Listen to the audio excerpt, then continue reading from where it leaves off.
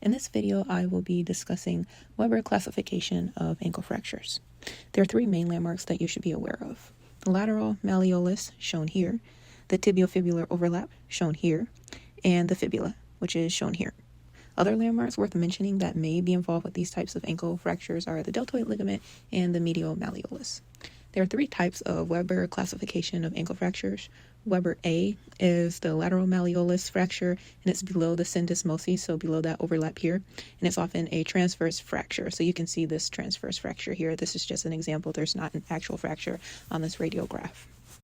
Weber B classification of ankle fractures involves the fibula, and so it's a little higher than the malleolus, and it's defined as a fibular fracture at the level of the syndesmosis, and it's usually a spiral fracture, so you can see that here displayed with this line.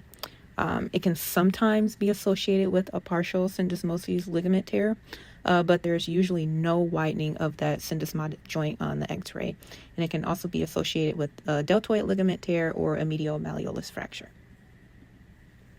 Finally, moving on to Weber class C, this is a fibula fracture that is above the level of the syndesmosis, so you can see that displayed by this line here. It's often accompanied by a syndesmosis ligament tear, and this is where you will see a loss of the distal tibiofibular overlap that is less than 10 millimeters. So on a normal AP view, if that distal tibiofibular overlap it is greater than or equal to 10 millimeters, then that's normal. You may also see a deltoid ligament tear, which is the widening of the space between the medial malleolus and the talar dome, so this space here. Or you could also see a medial malleolus fracture associated with Weber class C.